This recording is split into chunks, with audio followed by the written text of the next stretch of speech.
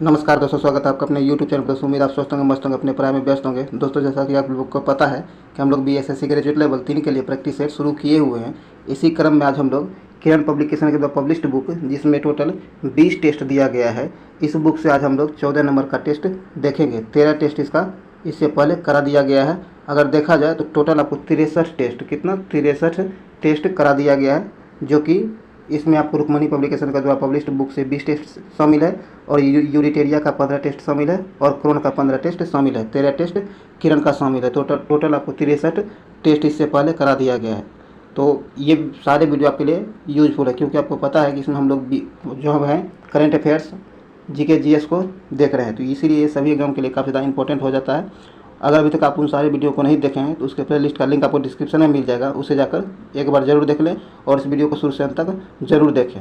अगर आपको लगता है कि ये वीडियो आपके लिए यूजफुल है तब इसे लाइक करें, शेयर ज़्यादा से ज़्यादा ज़रूर करें, ताकि ये मैक्सिमम लोगों तक पहुँच सके। और अभी तक आप हमारे चैनल को सब्सक्राइब नहीं किए तो सब्सक्राइब कर लें, घंटी दबा लें, ताकि आने वाली वीडियो का नोटिफिकेशन आपको आसानी से मिल सके। और आप हमारे टेलीग्राम ग्रुप से ज़रूर जुड़ें, जिसका लिंक डिस्क्रिप्शन में दे दिया गया है। तो चलिए हम लोग ज़्यादा टाइम नहीं गवाते हुए 14 नंबर का टेस्ट आज शुरू करते हैं। तो आइए दोस्तों, हम लोग आज 14 नंबर टेस्ट का पहला क्वेश्चन शुरू करते हैं। कहता है कि छत्रपति क्या है, छत्रपति शिवाजी की अष्टप्रधान, जो कि 8 लोगों का परिषद है, में अमात्य क्या है, अमात्य की क्या भूमिका थी। तो इसकी भूमिका जो थी ये थी आपको महालेखाकार था। कौन? महालेखाकार था। 4 नंबर इसका सही आंसर हो जाएगा। चलिए आगे है। आगे कहता है वडगांव क्या, वडगांव का आंग्ल मराठा युद्ध निम्नलिखित वर्ष में हुआ था। कहता है वडगांव का आंग्ल मराठा युद्ध जो हुआ था यह किस वर्ष हुआ था। तो यह आपको 1779 हुआ था। कब? 1779 ईस्वी में हुआ था। 1 नंबर से आंसर हो जाएगा। अगर डेट देखिए तो आपको कहीं 12 तो कहीं 13 आपको देखने के लिए मिलता था। 12 या फिर 13 जनवरी को 1779 ईस्वी में हुआ था, ये भी ध्यान में रखिएगा। चलिए आगे है। आगे कहता है अल नीनो क्या है, अल नीनो क्या है। अल नीनो जो है यह आपको यह प्रशांत महासागर के गर्म होने से बना एक असामान्य मौसम पैटर्न है। क्या है? 3 नंबर यहाँ से आंसर हो जाएगा। चलिए आगे है। आगे कहता है दोस्तों भारतीय क्या, भारतीय संविधान में समवर्ती सूची को निम्न में से किस संविधान से लिया गया है। कहता है कि भारतीय संविधान में समवर्ती सूची जो है इसको किस देश की संविधान से लिया गया है। तो इसका सही आंसर हो जाएगा आपको ऑस्ट्रेलिया से लिया गया। किससे? ऑस्ट्रेलिया से लिया गया है। 3 नंबर से आंसर हो जाएगा, ऑस्ट्रेलिया से लिया गया है। चलिए आगे है। कहता है निम्नलिखित क्या है, निम्नलिखित में से किसने निरंकारी आंदोलन की स्थापना की है। कहता है निरंकारी आंदोलन जो है इसकी स्थापना किसने की है। तो इसकी स्थापना आपको बाबा दयाल दास ने किया। कि किसने? बाबा दयाल दास ने किया है। 4 नंबर से आंसर हो जाएगा बाबा दयाल दास। चलिए आगे बढ़ते हैं हम लोग। आगे कहता है निर्वाचकों क्या, निर्वाचकों की संख्या के आधार पर भारत में कौन सा संसदीय क्षेत्र सबसे बड़ा है। कहता है निर्वाचकों की संख्या के आधार पर भारत में सबसे बड़ा संसदीय क्षेत्र कौन सा है। तो इसका सही आंसर हो जाएगा आपको मल्काजगिरी। मल्काजगिरी और यह तेलंगाना में, मल्काजगिरी तेलंगाना। 1 नंबर से आंसर हो जाएगा, जो कि निर्वाचन की संख्या के आधार पर सबसे बड़ा संसदीय क्षेत्र है। चलिए आगे है। आगे कहता है दोस्तों कि भारतीय संविधान क्या है, भारतीय संविधान की रूपरेखा तैयार करने की प्रक्रिया में संविधान सभा द्वारा अनेक समितियां नियुक्त की गई थी। तो व्यापार समिति का अध्यक्ष कौन था। कहता भारतीय संविधान की रूपरेखा तैयार करने की प्रक्रिया में संविधान सभा द्वारा अनेक समितियों की नियुक्ति की गई थी। तो इसी क्रम में व्यापार समिति जो था इसका अध्यक्ष कौन था। तो व्यापार समिति का अध्यक्ष जो था ये आपको KM मुंशी थे। कौन? KM मुंशी थे। 2 नंबर यहाँ से आंसर हो जाएगा। चलिए आगे है। आगे कहता है बेनामेकर क्या है, बेनामेकर ट्रॉफी निम्नलिखित किस खेल से संबंधित है। बेनामेकर ट्रॉफी किस खेल से संबंधित है। तो यह आपको गोल्फ खेल से संबंधित है। किससे? गोल्फ खेल से संबंधित है। 3 नंबर से आंसर हो जाएगा गोल्फ। आगे कहता है कलकत्ता की ब्लैक होल, कलकत्ता की ब्लैक होल त्रासदी से निम्नलिखित में से कौन संबंधित है। कहता कलकत्ता में जो ब्लैक होल हुआ था, ब्लैक होल की घटना हुई थी, इस त्रासदी से निम्नलिखित में कौन संबंधित है। तो इसका सही आंसर हो जाएगा सिराजुद्दौला। कौन? सिराजुद्दौला।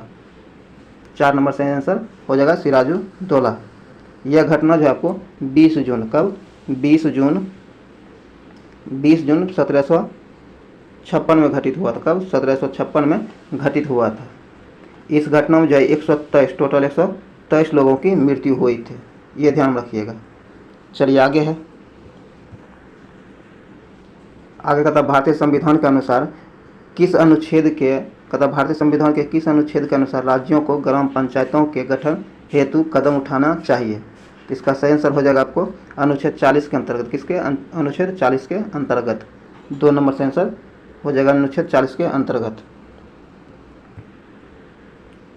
आगे है राज्यसभा के। राज्यसभा के सदस्य डैश मत पद्धति द्वारा निर्वाचित किए जाते हैं? तो यह निर्वाचित किया जाता है आपको एकल हस्तांतरणीय पद्धति के द्वारा। 4 नंबर से आंसर हो जाएगा। आगे कहता है भारत के सर्वोच्च न्यायालय के न्यायाधीशों की स्वीकृति संख्या कितनी है? कहता कि भारत के सर्वोच्च न्यायालय में न्यायाधीशों की स्वीकृति संख्या कितनी है? तो इसकी स्वीकृति संख्या आपको 31 है। कितना? 31 है। 4 नंबर से आंसर हो जाएगा 31 है। चलिए आगे कहता है, सॉरी दोस्तों,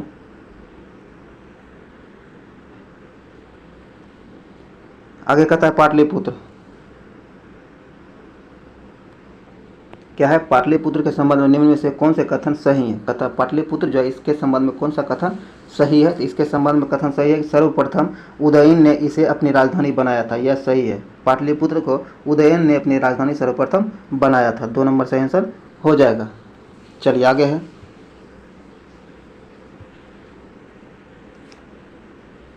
ये सॉरी दोस्तों, यहाँ आइए एक बार देखिए, ये जो आपको है, ये जो कहता है पाटलिपुत्र के संबंध में कौन सा कथन सही है? ये आपको सर्वप्रथम किसने? सर्वप्रथम उदयन ने इसे अपनी राजधानी बनाया था। सही है। प्रारंभ में इसका निर्माण एक सैनिक छावनी के रूप में किया गया था। यह भी सही है। इसे राजधानी के रूप में स्थापित करने का प्रमुख कारण इसकी भौगोलिक एवं व्यापारिक महत्ता थी। कहता है इसे जो राजधानी के रूप में स्थापित किया गया था, इसका स्थापित किए जाने का प्रमुख कारण भौगोलिक एवं व्यापारिक महत्ता के कारण इसे राजधानी के रूप में स्थापित किया गया था। यह भी सही है। देखा जाए तो तीनों सही है। तो आइए देखते हैं, यह कहता है कि उपयुक्त में से कौन सा कथन सही है? तो उपयुक्त में 1, 2, 3 तीनों सही है। 2 नंबर से आंसर हो जाएगा। कहता पौराणिक नृत्य थेय्यम। क्या है? पौराणिक नृत्य थेय्यम जो है डैश राज्य में लोकप्रिय है? तो यह जो है आपको केरल में लोकप्रिय है। कहाँ? केरल राज्य में लोकप्रिय है। 2 नंबर से आंसर हो जाएगा।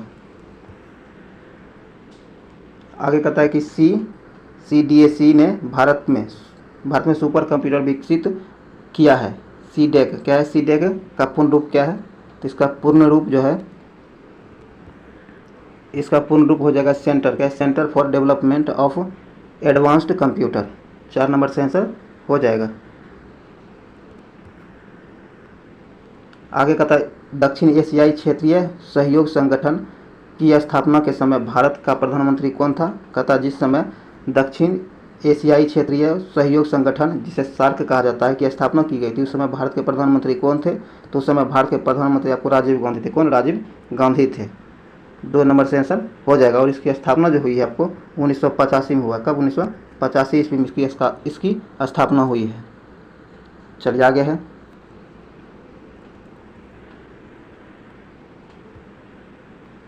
आगे कहता पेटो। क्या है? पेटो निम्नलिखित किस देश का राष्ट्रीय खेल है? पेटो जो है किस देश का राष्ट्रीय खेल है? तो यह जो है आपको अर्जेंटीना का राष्ट्रीय खेल है। किसका? अर्जेंटीना का राष्ट्रीय खेल है। 2 नंबर से आंसर हो जाएगा अर्जेंटीना। आगे कहता है भारत की अधिकतम विदेशी मुद्रा निम्नलिखित में से किसके आयात पर व्यय होती है? कहता है भारत की अधिकतम विदेशी मुद्रा जो है निम्नलिखित में से किसके आयात पर व्यय होती है? तो यह जो होता है आपको पेट्रोलियम उत्पाद पर ज़्यादा खर्च होता है। 3 नंबर से आंसर हो जाएगा पेट्रोलियम उत्पाद पर।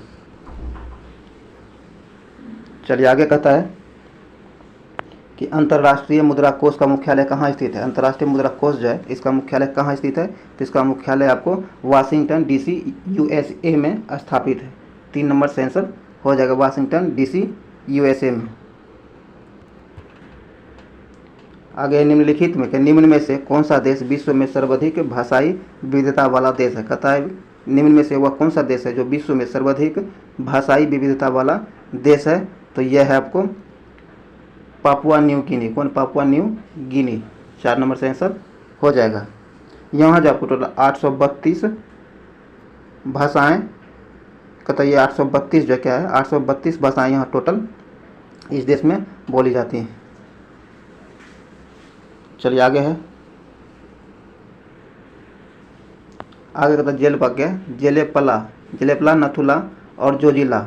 कहता जेलेपला, नथुला, जोजिला और पटकई निम्नलिखित में से किस नाम से, ये किसके नाम है, ये सारे जो है किन के नाम है, तो ये जो है सारे हिमालय के दर्रे के नाम है। 1 नंबर से आंसर हो जाएगा हिमालय दर्रे के नाम है। आगे भारतीय संविधान के डैश में निर्धारित निर्देशक सिद्धांत, क्या निर्देशक सिद्धांतों के अनुरूप योजना आयोग की स्थापना की गई है। तो ये जो इसकी स्थापना जो की गई है यह किया गया अनुच्छेद 39 के अंतर्गत। किसके अंतर्गत, अनुच्छेद 39 के अंतर्गत। 2 नंबर से आंसर हो जाएगा 39 के अंतर्गत। आगे है बम्बई, क्या है बम्बई शेयर बाजार किस वर्ष स्थापित हुआ था। बम्बई शेयर बाजार जो है यह किस वर्ष स्थापित हुआ था, तो यह हुआ था 1975 में। कब, 1975 में। 4 नंबर से आंसर हो जाएगा 1975 में। आगे कहता कर्नाटक, क्या कर्नाटक राग हिंडोलम हिंदुस्तानी संगीत किस नाम से के किस राग के समतुल्य। कहता है कर्नाटक राग जो है हिंडोलम, कर्नाटक का राग हिंडोलम जो है यह हिंदुस्तानी संगीत के किस राग के समतुल्य है। तो ये जो आपको मालकोंस राग के समतुल्य है। 1 नंबर से आंसर हो जाएगा। आगे कहता है विजय पांडुरंगा, क्या है विजय पांडुरंग भटकर किस रूप में लोकप्रिय है। ये जो लोकप्रिय है ये लोकप्रिय है भारतीय सुपर कंप्यूटरों के जनक के रूप में लोकप्रिय है। 1 नंबर से आंसर हो जाएगा। आगे कहता उस स्थान का नाम बताएं जहां बौद्धों की मान्यता के अनुसार गौतम बुद्ध ने अपनी मृत्यु के बाद परिनिर्वाण प्राप्त किया है। कहता उस जगह का नाम बताएं जहां बौद्धों की मान्यता के अनुसार गौतम बुद्ध ने अपनी मृत्यु के बाद परिनिर्वाण प्राप्त किया है। तो वह जगह कौन सा है, तो ये है आपको कुशीनगर। कौन, कुशीनगर। 2 नंबर से आंसर हो जाएगा कुशीनगर। आपसे ये पूछ लिया जाता है गौतम बुद्ध परिनिर्वाण कब प्राप्त किए था, तो ये किया था 483 ईस्वी में। कब, 483 ईस्वी पूर्व में। और उस समय इसकी उम्र 80 वर्ष की थी। कितनी, 80 वर्ष की थी। ये भी ध्यान में रखिएगा। चलिए आगे है 1856 में सिपाही विद्रोह में सिपाहियों को किस कंपनी द्वारा बनाए गए कारतूसों पर आपत्ति थी। कहता 1856 के सिपाही विद्रोह में विभिन्न 1856 सिपाही विद्रोह में सिपाहियों को किस कंपनी द्वारा बनाए गए कारतूस पर आपत्ति थी। तो इसका सही आंसर हो जाएगा आपको एनफील्ड। कौन, एनफील्ड। 2 नंबर से आंसर हो जाएगा। ये 1857 की क्रांति से रिलेटेड है। ये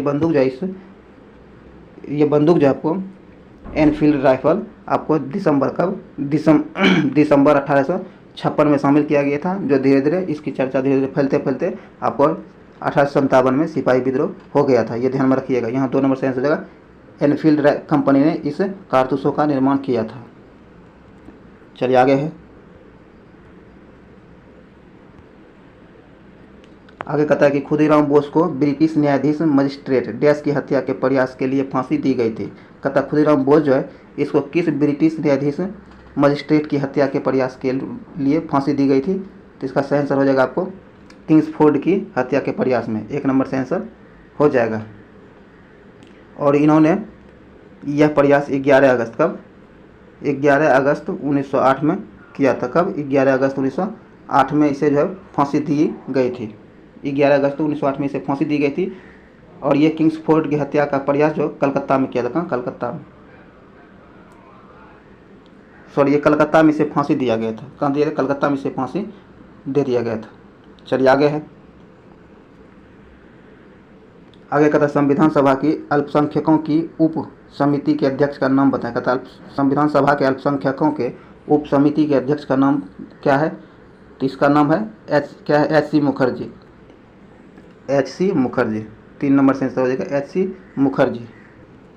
चलिए आगे है, आगे कहता 1872 में राजा राम मोहन राय ने एक नई धार्मिक संस्था की स्थापना की जिसे डैश सभा कहा जाता था, जिसे बाद में ब्रह्म समाज के नाम से भी जाना गया। तो ब्रह्म समाज के नाम से बाद में जाना गया। पहले इसे किस नाम से जाना जाता था, तो पहले इसे आत्मीय सभा के नाम से जाना जाता था। और यह आत्मीय सभा की स्थापना आपको 1892 ईस्वी में किया गया था। कब, 1892 ईस्वी में राजा राम मोहन राय के द्वारा किया गया था। चलिए आगे है।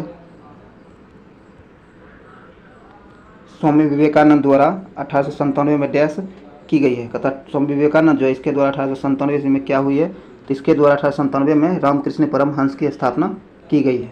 रामकृष्ण मिशन की स्थापना की गई। 3 नंबर से आंसर हो जाएगा। चलिए आगे है।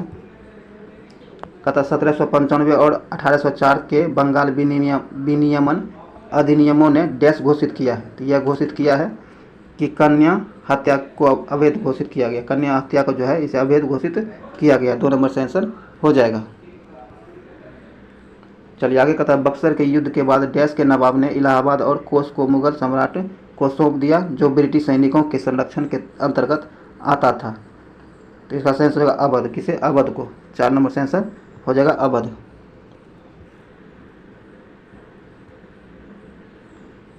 आगे कहता मैकमोहन रेखा चीन के तिब्बती क्षेत्र और भारत के उत्तर पूर्व क्षेत्र के बीच सीमा रेखा है, जिसे ब्रिटिश औपनिवेशिक प्रशासन हेनरी मैकमोहन ने 1914 ईस्वी में डैश संधि पत्र, किस संधि पत्र में प्रस्तावित किया था?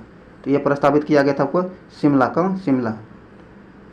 2 नंबर से आंसर हो जाएगा शिमला। यहाँ 2 नंबर से आंसर हो जाएगा। चलिए आगे है।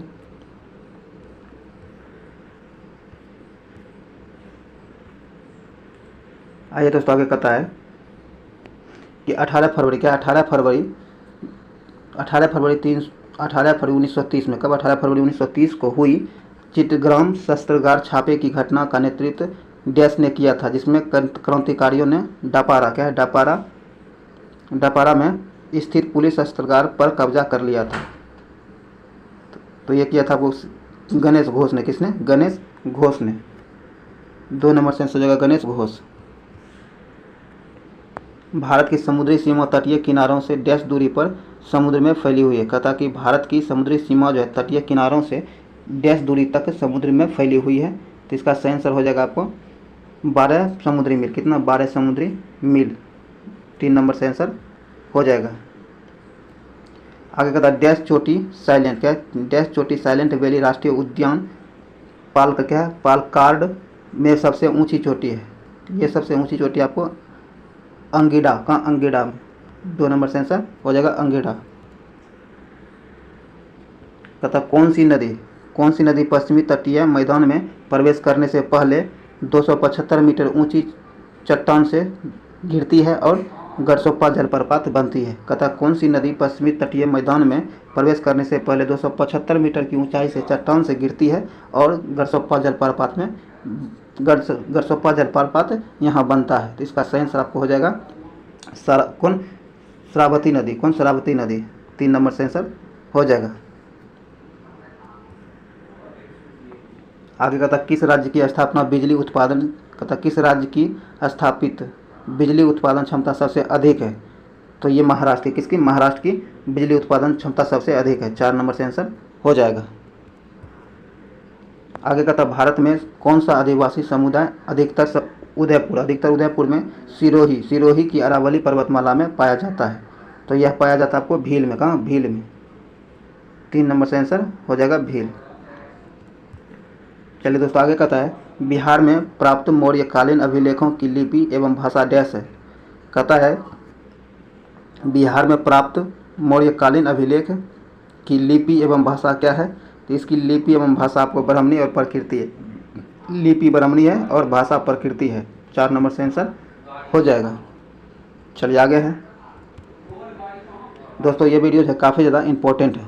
उम्मीद है वीडियो आपके लिए शुरू से अंत तक आप जरूर देखेंगे और ये वीडियो आपके लिए यूजफुल होगा। अगर ये वीडियो आपके लिए यूजफुल साबित होता है तब इसे लाइक करें, शेयर करें और आप हमारे चैनल को सब्सक्राइब नहीं किए तो सब्सक्राइब जरूर कर ले, घंटी दबा लें ताकि आने वाले वीडियो का नोटिफिकेशन आपको आसानी से मिल सके। आइए कहता है निम्नलिखित में से कौन सा देश आंशिक या पूर्ण रूप से सहारा रेगिस्तान में नहीं आता? कहता है निम्नलिखित में से वो कौन सा देश है जो आंशिक या फिर पूर्ण रूप से सहारा रेगिस्तान में नहीं आता है?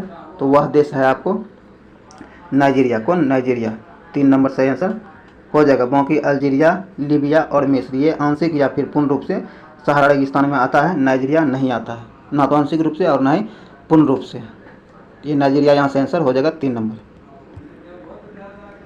आगे कहता कि माउंट कलिमंजारो क्या है, माउंट कलिमंजारो डैश में स्थित एक निष्क्रिय ज्वालामुखी है। कहता है माउंट कलिमंजारो जो है यह डैश में स्थित एक निष्क्रिय ज्वालामुखी है। तो इसका सही आंसर आपको हो जाएगा, ये तंजानिया में स्थित है। कहाँ, ये तंजानिया में स्थित है। 1 नंबर से आंसर हो जाएगा तंजानिया। ये विषुवत रेखा के निकट तंजानिया में स्थित है, जो कि एक निष्क्रिय ज्वालामुखी है। तो 1 नंबर से आंसर हो जाएगा तंजानिया। चलिए आगे कहता है ग्राम पंचायत क्या है, ग्राम पंचायत तंत्र के 3 स्तर होते हैं। कहता है ग्राम पंचायत तंत्र जो है इसका 3 स्तर होता है। ब्लॉक स्तर पर डैश होता है, ब्लॉक स्तर पर पंचायत समिति होता है। कहता है पंचायत समिति होता है। 2 नंबर से आंसर हो जाएगा पंचायत समिति।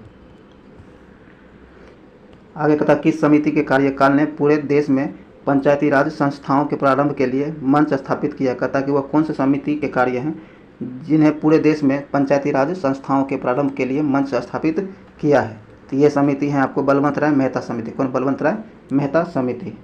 2 नंबर इसका सही आंसर हो जाएगा बलवंत राय मेहता समिति।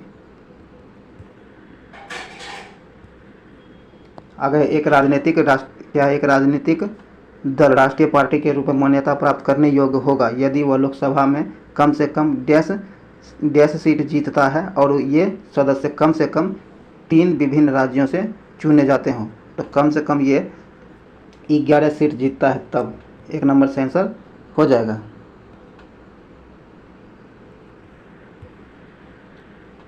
आगे कहता लोकसभा या विधानसभा चुनाव में खड़े होने के लिए उम्मीदवार की आयु कम से कम डैश वर्ष होनी चाहिए। कहता है लोकसभा या फिर विधानसभा चुनाव लड़ने के लिए उम्मीदवारों की आयु कम से कम कितना होना चाहिए। तो इसके लिए उम्मीदवार की आयु कम से कम 25 वर्ष का होना अनिवार्य है। 3 नंबर से आंसर हो जाएगा 25 वर्ष। यह सिर्फ लोकसभा और विधानसभा के लिए है। अगर वहीं राज्यसभा के लिए कहा जाए तो इसकी आयु 30 वर्ष हो जाएगी। क्या हो जाएगी, राज्यसभा के लिए अगर कोई चुनाव लड़ना चाहता है राज्यसभा से तो उसे 30 वर्ष का होना अनिवार्य होगा। तो यहाँ से आंसर हो जाएगा 25 वर्ष। 3 नंबर से आंसर हो जाएगा। आगे है बिहार में स्थापित किस वंश को पितृहंता वंश कहा जाता है। कहता है कि बिहार में स्थापित वो कौन सा वंश है जिसे पितृहत्या वंश कहा जाता है, पितृहंता वंश कहा जाता है। तो इसका आंसर आपको हो जाएगा हर्यक वंश को। किसे, हर्यक वंश को। 3 नंबर से आंसर हो जाएगा हर्यक वंश को। हर्यक वंश की स्थापना जो है आपको 544 ईस्वी, कब, 544 ईस्वी पूर्व में हर्यक वंश की स्थापना हुई है। कहता डैश मंदिर एलोरा महाराष्ट्र में स्थित एक प्राचीन हिंदू मंदिर है जो चट्टानों को काटकर बनाए गए सबसे बड़े मंदिरों में से एक है। तो इसका आंसर हो जाएगा आपको कैलाश। कहाँ, कैलाश मंदिर, कैलाश पर्वत को काटकर बनाया गया है। 4 नंबर से आंसर हो जाएगा। एक कैलाश मंदिर का निर्माण वहाँ हुआ। कैलाश मंदिर एलोरा महाराष्ट्र में स्थित है, जिसे जो ये प्राचीन हिंदू का प्राचीन मंदिर है जिसे चट्टानों को काटकर बनाया गया है। 4 नंबर से आंसर हो जाएगा कैलाश। आगे कहता है कि 2001 और 2011 की जनगणना के बीच भारत की जनसंख्या में डैश % की वृद्धि हुई है। कहता है 2001 और 2011 की जनगणना के बीच भारत की जनसंख्या में कितने % की वृद्धि हुई है। तो इसमें भारत में जो वृद्धि हुई है ये हुआ है 17.70% का वृद्धि हुआ है। 2 नंबर से आंसर हो जाएगा।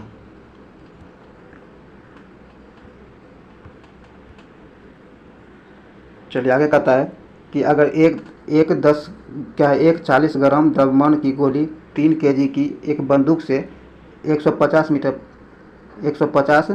प्रति सेकेंड के वेग से क्षैतिज रूप से दागी जाती है तो पिस्तौल का प्रतीक्षित वेग कितना होगा। तो पिस्तौल का प्रतीक्षित वेग कितना होगा।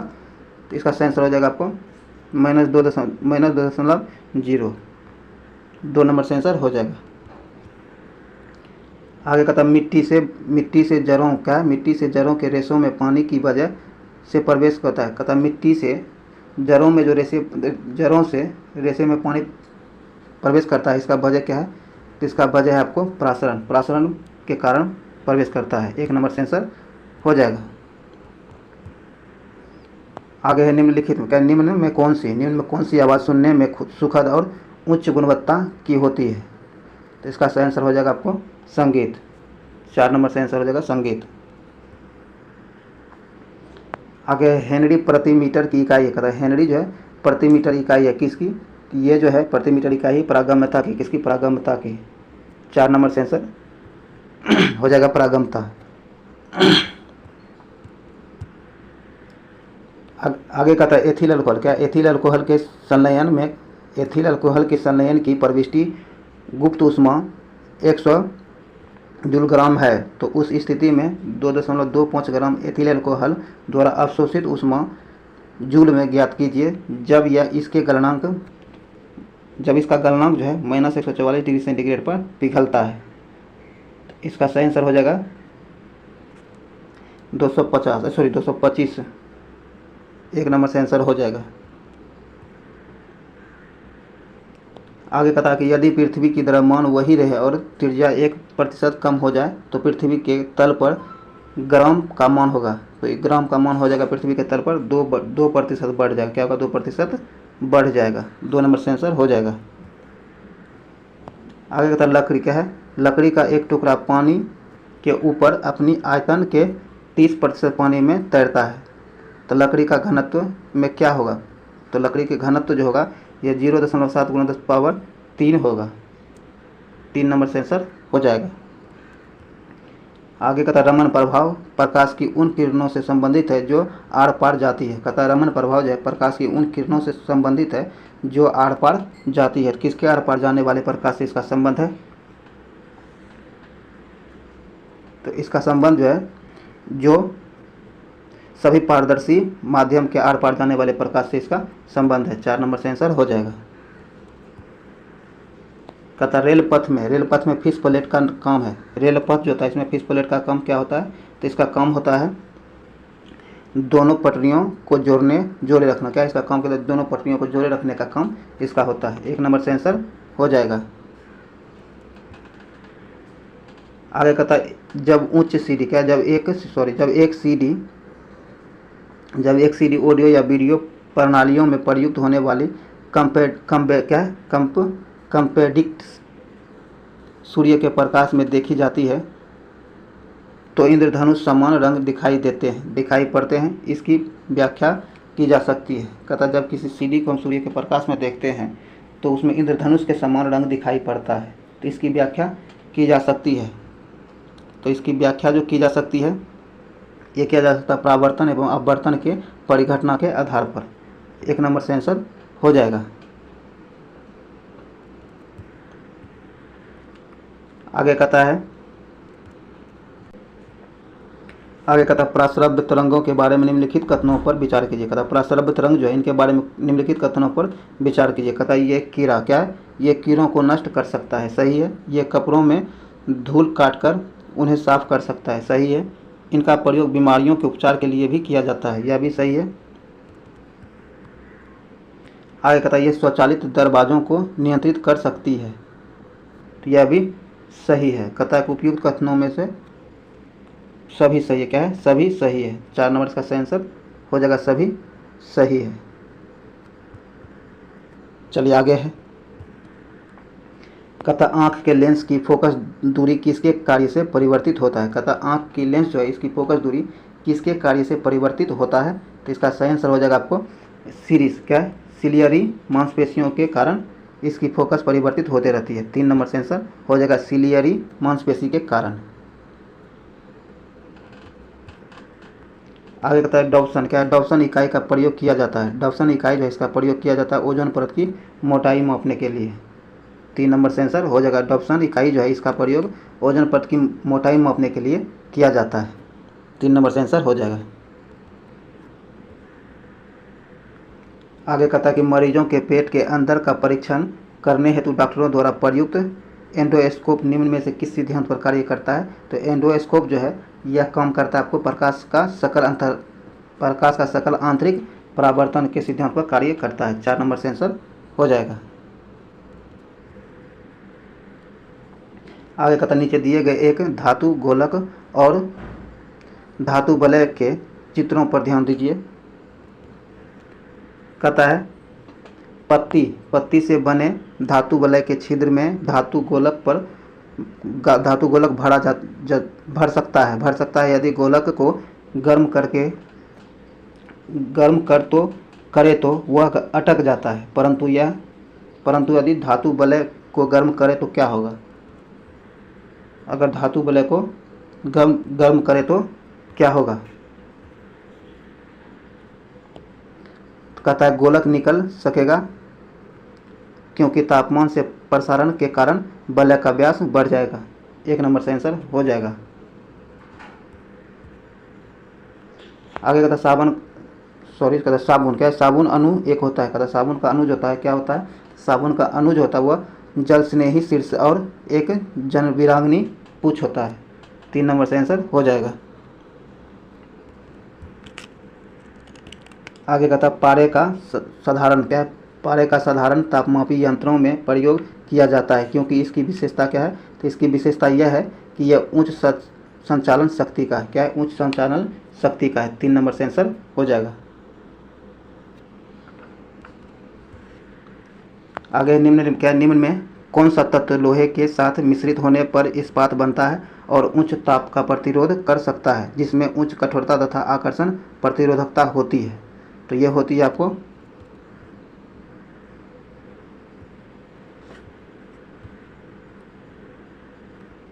इसका सेंसर क्रोमियम हो, क्या हो, क्रोमियम इसका सेंसर हो जाएगा क्रोमियम। 2 नंबर सेंसर हो जाएगा क्रोमियम। आगे कहता है निम्न में कौन सा ऑप्टिकल सक्रिय नहीं है। कहता है निम्न में से कौन सा ऑप्टिकल सक्रिय नहीं है, तो ये आपको क्या ग्लाइसिन जो है सक्रिय नहीं है। 1 नंबर से आंसर हो जाएगा ग्लाइसिन। आगे कहता है छपाई से प्रयोग की जाने वाली स्याही, छपाई में जो प्रयोग की जाने वाली स्याही होता है निम्न में से किस अपघटन से प्राप्त होता है, तो इसकी प्राप्ति जो होता है आपको मीथेन से, किससे, मीथेन से इसकी प्राप्ति होता है। 2 नंबर से आंसर हो जाएगा मीथेन से। कहता बुलेट प्रूफ पदार्थ बनाने के लिए निम्न में कौन सा बहुलक प्रयुक्त होता है। कहता बुलेट प्रूफ पदार्थ बनाने के लिए किस बहुलक का प्रयोग किया जाता है, तो इसके लिए जो प्रयोग किया जाता है पॉलीमाइड क्या है, पॉलीएमाइड पदार्थ का प्रयोग किया जाता है। पॉलीएमाइड बहुलक का प्रयोग किया जाता है बुलेट प्रूफ पदार्थ बनाने के लिए। 2 नंबर से आंसर हो जाएगा। कहता है एस्थरीन क्या है, एस्थरीन कहाँ से मिलती है, एस्थरीन जो है यह कहाँ से मिलती है, तो आपको यह एक पेड़ से मिलता है। किसे, एक पेड़ से मिलता है। 3 नंबर से आंसर हो जाएगा। आगे कहता है साबुन के क्या है, समूह के पौधे के सामान्यतः शैवाल कहा जाता है। कहता है समूह के पौधे के सामान्यतः शैवाल कहा जाता है, तो यह कहा जाता है आपको थेलोफाइटा क्या है, थेलोफाइटा समूह के पौधे को शैवाल कहा जाता है। 2 नंबर से आंसर हो जाएगा। आगे कहता है क्लोरीन गैस क्लोरीन के 2 समस्थानिकों का मिश्रण है जिनका अनुपात 3:1 होता है। ये दोनों समस्थानिकों में निम्न में से कौन सा है, 3 में दोनों समस्थानिकों में से आपको 2 नंबर से आंसर हो जाएगा।